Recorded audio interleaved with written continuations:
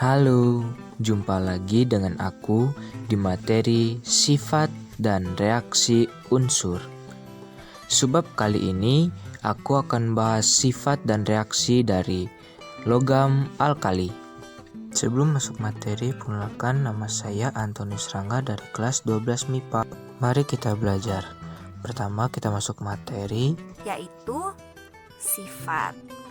Nah, sifat-sifat unsur terbagi menjadi dua, yaitu sifat fisis dan juga sifat kimia. Kita akan mulai dengan sifat fisis. Sifat-sifat fisis unsur adalah sebagai berikut. Jari-jari atom atau jarak dari inti atom hingga elektron di kulit terluar. Massa jenis atau kepadatan. Titik leleh dan titik didih berkaitan dengan kekuatan ikatan. Energi ionisasi, yaitu besarnya energi yang dibutuhkan untuk melepas satu elektron di kulit terluar membentuk suatu ion positif pada suatu unsur. Keelektronegatifan berkaitan dengan ikatan kimia dan potensial elektrode, berkaitan dengan reaksi redoks atau reduksi oksidasi. Nah, khusus untuk logam alkali, berikut adalah kecenderungan sifat fisisnya. Dari atas ke bawah dalam satu golongan, litium hingga fransium, jari-jari atom cenderung bertambah, massa jenis cenderung bertambah, titik leleh dan titik didih cenderung berkurang, energi ionisasi dan keelektronegatifan juga cenderung berkurang, sedangkan potensial elektrodenya cenderung bertambah. Namun, khusus untuk potensial elektrode, terdapat pengecualian untuk unsur litium. Oke, sekarang kita akan masuk ke sifat kimia. Salah satu sifat kimia adalah kereaktifan. Kereaktifan ini sangat berkaitan erat dengan pembentukan ikatan kimia.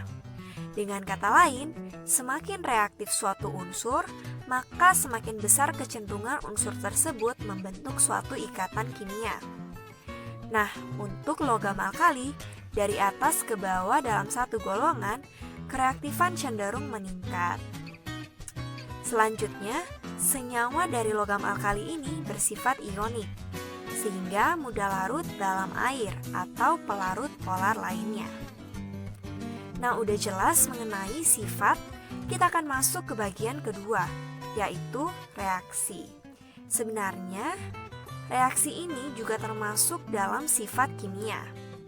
Apa aja sih reaksi-reaksi dari logam alkali? Simak videonya ya. Reaksi dengan air dengan persamaan reaksi sebagai berikut. 2L solid ditambah 2H2O liquid menghasilkan 2LOH aki ditambah H2 gas. Dengan persamaan kata-katanya, logam ditambah air menghasilkan hidroksida ditambah gas hidrogen. Hidroksida ini diberi nama sesuai dengan logamnya. Misalnya NaOH diberi nama natrium hidroksida. Nah, reaksi logam dengan air disebut juga reaksi hidrolisis. Reaksi ini berlangsung dahsyat, kecuali litium yang bereaksi lambat. Seperti yang udah dijelasin sebelumnya di sifat kimia, kalau kereaktifan logam alkali cenderung meningkat dari atas ke bawah. Sehingga litium yang bereaksi paling lambat dan fransium yang bereaksi paling dahsyat. Kita lanjut ke reaksi kedua, yaitu reaksi dengan hidrogen. Persamaan reaksinya adalah sebagai berikut. 2L solid ditambah H2 gas menghasilkan 2LH solid. Logam ditambah gas hidrogen menghasilkan hidrida. Sama dengan hidroksida, hidrida juga diberi nama sesuai dengan logamnya. Kemudian, reaksi dengan nitrogen. Persamaan reaksinya 6L solid ditambah N2 gas menghasilkan 2L3N solid. Logam ditambah gas nitrogen menghasilkan nitrida. Next, reaksi dengan oksigen. Nah, reaksi dengan oksigen ini terdiri dari 3 macam reaksi, sesuai dengan jumlah oksigennya. Jika jumlah oksigennya terbatas, maka reaksi yang berlangsung adalah sebagai berikut. 4L solid ditambah O2 gas menghasilkan 2L2O solid, di mana oksigen memiliki bilox atau bilangan oksidasi 2-, sehingga diberi nama oksida. Selanjutnya reaksi kedua terjadi jika jumlah oksigennya berlebih, dengan reaksi 2L solid ditambah O2 gas menghasilkan L2O2 solid. Di sini oksigennya memiliki bilangan oksidasi -1, diberi nama peroksida. Selanjutnya, reaksi ini juga terjadi jika oksigennya berlebih. L solid ditambah O2 gas menghasilkan LO2 solid.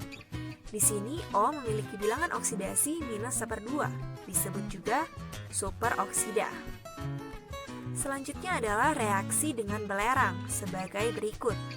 2L solid ditambah S gas menghasilkan L2S solid. Logam ditambah gas belerang menghasilkan sulfida. Selanjutnya ada reaksi dengan fosforus. 12L solid ditambah P4 gas menghasilkan 4L3P solid. Di sini unsur yang bereaksi adalah P4 karena fosforus dalam keadaan stabil berada dalam bentuk P4. Logam ditambah gas fosfor menghasilkan fosfida. Kemudian reaksi dengan halogen. Halogen adalah golongan 7A. 2L solid ditambah X2 gas menghasilkan 2LX solid. Logam ditambah gas halogen menghasilkan halida, di mana gas halogennya atau X adalah fluorin, klorin, bromin, dan iodin. Selanjutnya adalah reaksi dengan asam. 2L solid ditambah 2H+ aquos menghasilkan 2L+ aquos ditambah H2 gas. Logam ditambah asam menghasilkan ion logam ditambah gas hidrogen. Nah, reaksi ini sangat dahsyat dan menghasilkan ledakan. Selanjutnya adalah reaksi logam alkali sebagai reduktor. Al2O 3 solid ditambah 6L solid menghasilkan 2Al solid ditambah 3L2O solid. Aluminium oksida ditambah logam menghasilkan aluminium ditambah oksida. Oksida juga diberi nama sesuai dengan logamnya, di mana Al2O di sini berperan sebagai oksidator dan logam alkali sebagai reduktornya. Yang terakhir adalah reaksi dengan amonia cair. 2L solid ditambah 2NH3 gas menghasilkan 2LNH2 aquos ditambah H2 gas. Logam ditambah gas amonia menghasilkan amida ditambah gas hidrogen. Jadi amonia di sini bisa dalam bentuk cairan ataupun dalam bentuk gas. Pada umumnya amonia berada dalam bentuk gas. Nah, reaksi ini berlangsung pada suhu 400 derajat Celcius. Dan amida merupakan larutan yang berwarna biru. Nah, selanjutnya sebagai tambahan, aku juga menyertakan warna nyala. Apa sih warna nyala itu? Simak pernyataan berikut. Unsur yang tereksitasi memancarkan radiasi elektromagnetik yang disebut spektrum emisi. Spektrum emisi teramati sebagai pancaran cahaya dengan warna tertentu. Tetapi sesungguhnya spektrum itu sendiri terdiri dari beberapa garis warna atau panjang gelombang yang khas bagi setiap unsur. Jadi apa itu warna nyala? Warna nyala adalah warna dari pancaran cahaya tersebut jika unsur tereksitasi.